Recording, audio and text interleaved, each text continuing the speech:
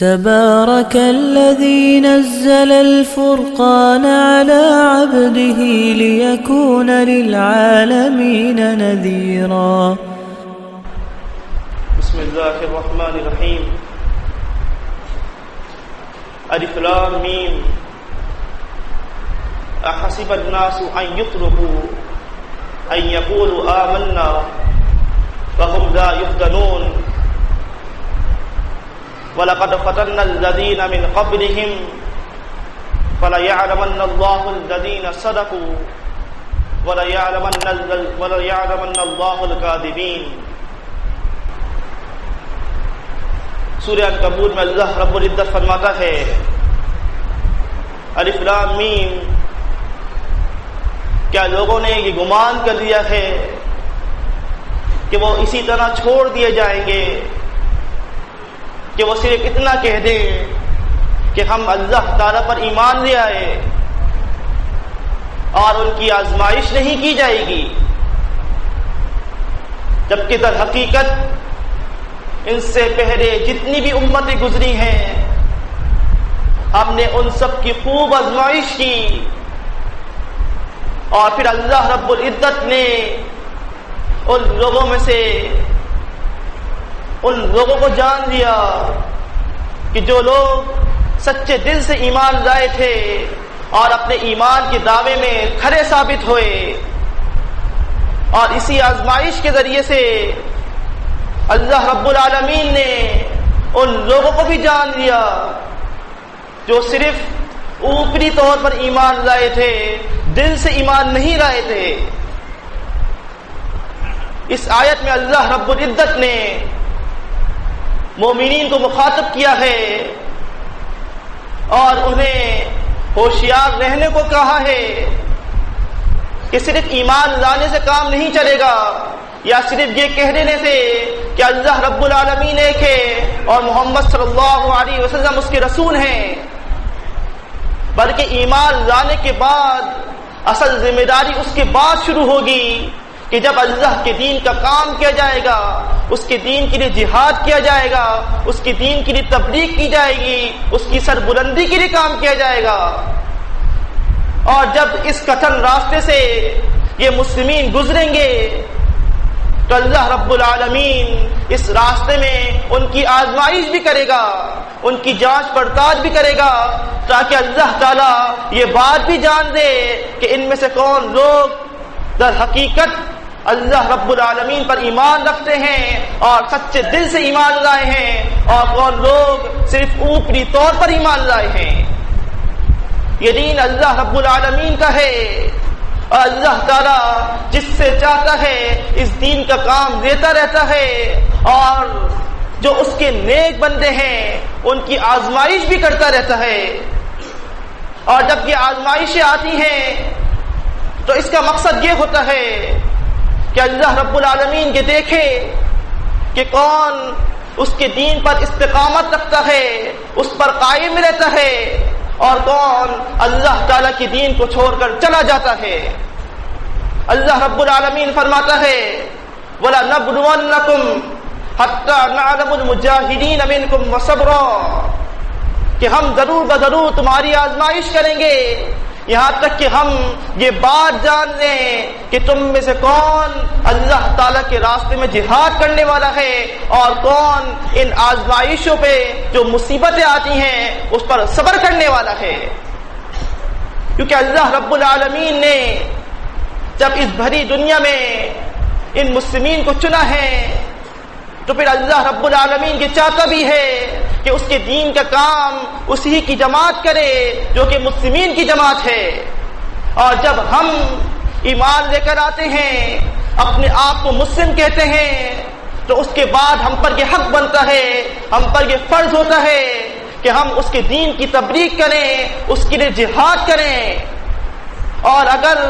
اس تبلیغ کے اندر ہم پر مشکلات آتی ہیں یا ہم پر مصیبتیں آتی ہیں، کہیں سے فتنے آتے ہیں، تو اس پر ہمیں صبر کرنا چاہیے،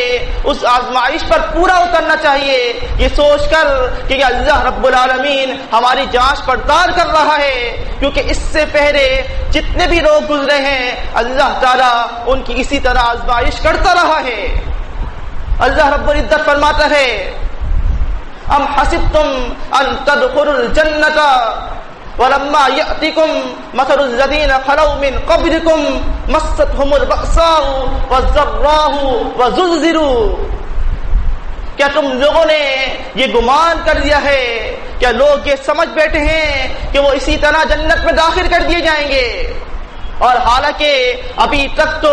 ان پر وہ آزمائشیں آئی نہیں جو ان سے پہلے لوگوں پر گزری تھیں، ان کو سخت تکلیفیں دی گئیں، ان پر سخت مشکلات آئیں، یہاں تک کہ انہیں جھنجھوڑ دیا گیا، حتی یقول الرسول والذین معہ متی نصر اللہ، اور اس قدر سخت مشکلات آئیں کہ جو رسول تھے اور ان کے ساتھ جو ایمان والے تھے وہ ان آزمائشوں پر یہ کہہ اٹھے کہ اللہ کی مدد آخر کب آئے گی، اور پھر اللہ رب العزت نے فرمایا الا ان نصر اللہ قریب، سن لو، خبردار ہو جاؤ، بے شک اللہ کی مدد بہت قریب ہے، تم ثابت قدمی رکھو، اس پر صبر اختیار کرتے رہو تو یقیناً اللہ تعالیٰ اپنی مدد بھیجے گا، کیونکہ اللہ تعالیٰ کا ایمان والوں سے یہ وعدہ ہے کہ وہ انہیں ضرور بضرور غلبہ دے گا۔ فرماتا اللہ رب العزت سورہ نور میں وعد اللہ الذین آمنوا منکم وعملوا الصالحات لیستخلفنہم کما استخلف الذین من قبلہم، کہ اللہ تعالیٰ کا وعدہ ہے ان لوگوں سے جو تم میں سے ایمان لائے اور ایمان لانے کے بعد انہوں نے نیک اعمال کیے، کہ اللہ تعالیٰ انہیں زمین میں ضرور بضرور خلافت دے گا، اسی طرح جس طرح اس نے ان سے پہلے لوگوں کو خلافت دی، وَلَيُمَكِّنَنَّ لَهُمْ دِينَهُمُ الَّذِي ارْتَضَىٰ لَهُمْ، اور وہ دین جو اللہ تعالیٰ نے ان کے لیے پسند کیا ہے اس کو تمکنت بخشے گا، اس کو آگے بڑھائے گا، اس کو ترقی دے گا، وَلَيُبَدِّلَنَّهُمْ مِن بَعْدِ خَوْفِهِمْ أَمَنًا، اور جس خوف کے اندر وہ رہ رہے ہیں، جو بد امنی وہ پھیلی ہوئی ہے، اللہ تعالیٰ اس کو امن کے ذریعے سے ختم کر دے گا، لیکن یہ اس وقت ہوگا کہ جب ہم اللہ کے دین کے لیے خود کام کریں گے، اللہ کے دین کے لیے جہاد کریں گے، اس کے لیے تبلیغ کریں گے، اور جو آزمائشیں جو مصیبتیں ہمیں اس راستے میں آتی ہیں اس پر ہم صبر کریں گے اور اس دین پر ثابت قدمی اختیار رکھیں گے، اس کو استقام بخشیں گے، اس کے دین کے لیے کام کرتے رہیں گے، تو یقیناً اللہ تعالیٰ اپنے نیک بندوں کو ایسے ضائع نہیں کرے گا، اللہ تعالیٰ اپنے وعدے کا سچا ہے اور وہ وعدہ ضرور پورا کرے گا، بشرطے کہ مسلمین خود اس دین کی ترقی کے لیے آگے بڑھیں۔ اقول قولی ھذا لی ولکم استغفر اللہ۔ الحمدللہ ان الحمد للہ نحمده ونستعینه ونستغفره ونعوذ باللہ من شرور انفسنا ومن سیئات اعمالنا، من يهده الله فلا مضل له ومن يضلل فلا هادي له، وأشهد أن لا إله إلا الله وحده لا شريك له، وأشهد أن محمدا عبده ورسوله، اللهم صل على محمد وعلى آل محمد كما صليت على إبراهيم وعلى آل إبراهيم إنك حميد مجيد، اللهم بارك على محمد وعلى آل محمد كما باركت على إبراهيم وعلى آل إبراهيم إنك حميد مجيد، أما بعد فإن خير الحديث كتاب الله، وخير الهدي هدي محمد صلى الله عليه وسلم، وشر الأمور محدثاتها، وكل محدثة بدعة، وكل بدعة ضلالة، وكل ضلالة في النار۔ سورہ بقرہ میں اللہ رب العزت فرماتا ہے وَلَنَبْلُوَنَّكُمْ بِشَيْءٍ مِنَ الْخَوْفِ وَالْجُوعِ وَنَقْصٍ مِنَ الْأَمْوَالِ وَالْأَنفُسِ وَالثَّمَرَاتِ وَبَشِّرِ الصَّابِرِينَ کہ اے مومنین،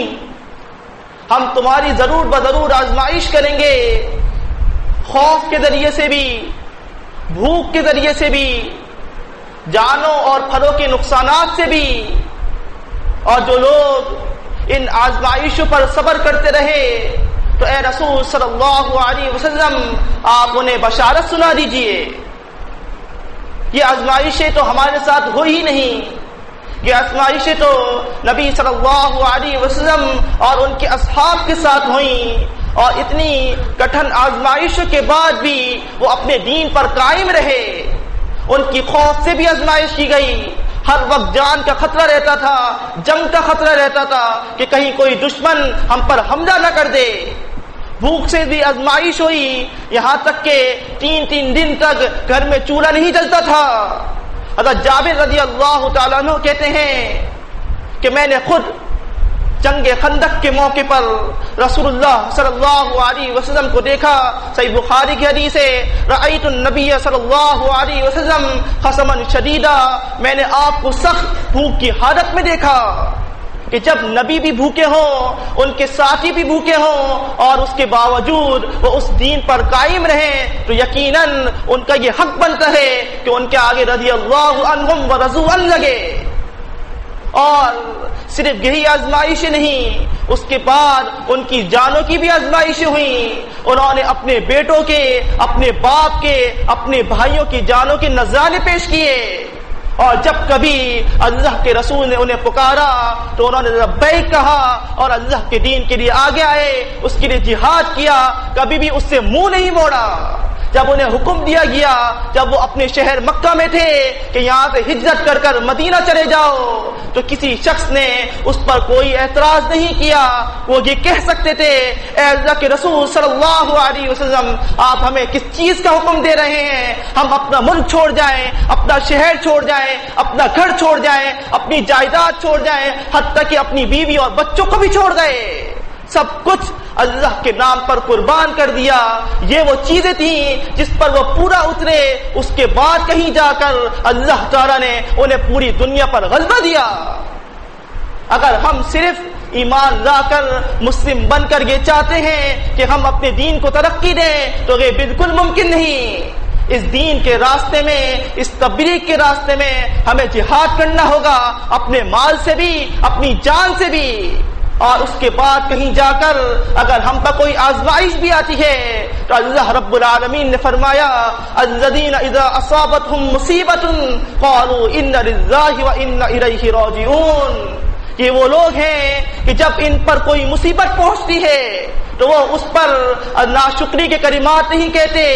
اللہ کے دین سے منہ نہیں موڑتے، ان آزمائشوں پر پورا اترتے ہیں، اور جب مصیبت آتی ہے تو ان کے بڑے عاجزانہ کلمات ہوتے ہیں، وہ صرف یہ کہتے ہیں کہ بے شک ہم اللہ تعالیٰ کے لیے ہی ہیں، جو چیز اس نے دی ہے وہ اسی کے لیے ہے، وہ جب جی چاہے اسے دے سکتا ہے۔ وہ چیز کیا، ہم تو خود اللہ تعالیٰ کے لیے ہیں، یہ زندگی اسی کے نام پر ہے، جب وہ چاہے موت دے کے آ سکتا ہے۔ جب اس زندگی کی کوئی حقیقت نہیں، یہ زندگی صرف اللہ تعالیٰ کے لیے ہے، تو بہتر ہمارے لیے یہ ہے کہ ہم اس کو دنیا میں لگانے کے بجائے اللہ کے دین کے لیے لگائیں، اللہ کے لیے لگائیں، کیونکہ اسی کی یہ زندگی دی ہوئی ہے۔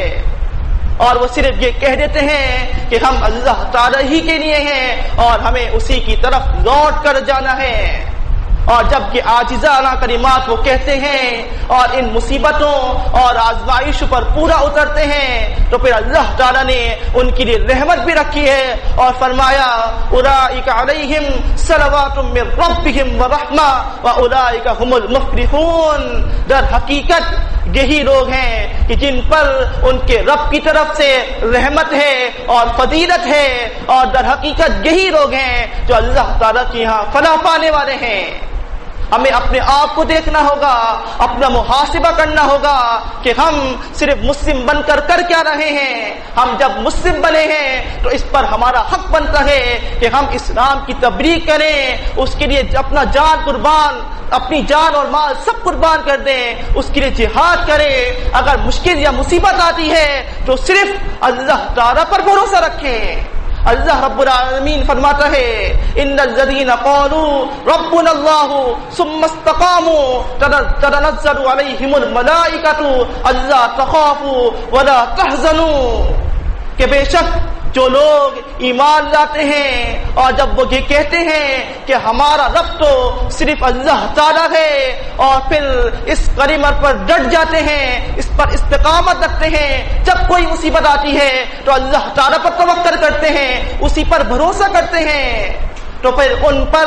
آسمان سے فرشتے نازل ہوتے ہیں، اور جب ان کی موت کا وقت قریب آتا ہے تو وہ یہ کہتے ہیں کہ نہ ڈرو اور نہ ہی غم زدہ ہو، اور اس جنت کی خوشخبری حاصل کرو جس کا تم سے وعدہ کیا گیا تھا۔ نحن اولیاؤکم فی الحیات الدنیا والآخرہ،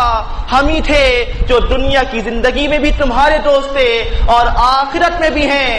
وَلَكُمْ فِيهَا مَا تَشْتَهِي أَنفُسَكُمْ وَمَا تَدَّعُونَ، اور اس جنت میں تمہاری ہر وہ چیز ہے جس کا تمہارا دل چاہے گا، اور ہر وہ چیز ہے جو تم مانگو گے۔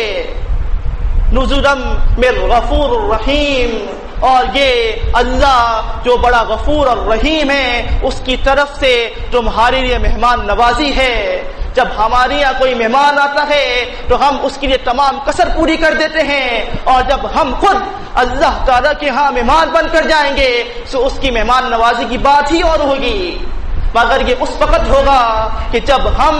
اس دین کے لیے کام کریں گے، اس کے لیے تبلیغ کریں گے، اس کے لیے جہاد کریں گے، اور جب کبھی کوئی مصیبت کوئی آزمائش ہم پر آئے تو ہم اس پر صبر کریں، اللہ تعالیٰ کی طرف رجوع کریں، اس پر بھروسہ رکھیں، تو یقیناً اللہ تعالیٰ ہمیں ترقی بھی دے گا اور ہمیں غلبہ بھی دے گا۔ وَأَقُولُ قَوْلِي هَذَا لِي وَلَكُمْ تبارك الذي نزل الفرقان على عبده ليكون للعالمين نذيرا۔